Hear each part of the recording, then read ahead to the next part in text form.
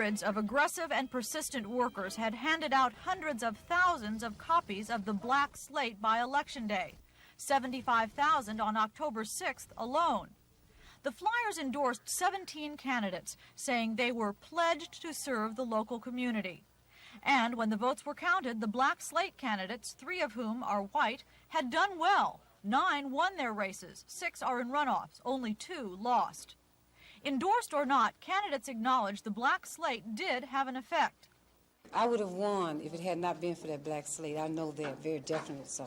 It didn't make a difference, but it certainly helped and didn't hurt. I think it made about 5% of the vote, and that it may be that I would not be in a runoff now if it had not been for the Black Slate. But what upset some candidates is that most voters had no idea just who chose that Black Slate. Its financial disclosure report lists the slate's chairman as Mr. Donald Lester.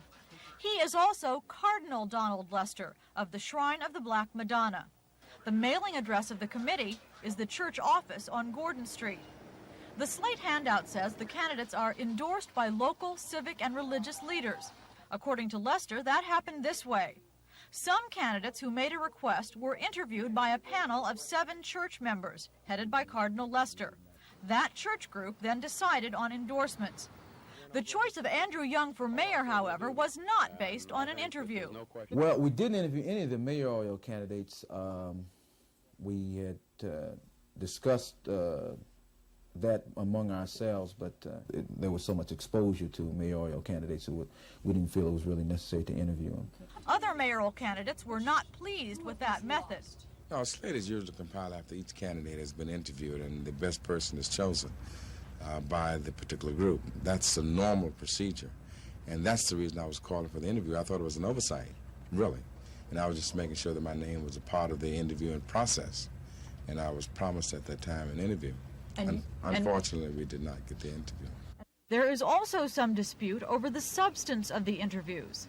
We asked them basically questions about their position on some of the problems we thought were serious in light of the economics in Washington, and how they saw those problems, how they saw them impacting on Atlanta in general and the black community specifically. I was interviewed, but was not asked any substantial questions or any questions about my record. Was only there for about 3 or 4 minutes. I was asked about newspaper articles concerning cable television. Some say the slate was created especially to further the candidacy of Ellery Hill, a church member.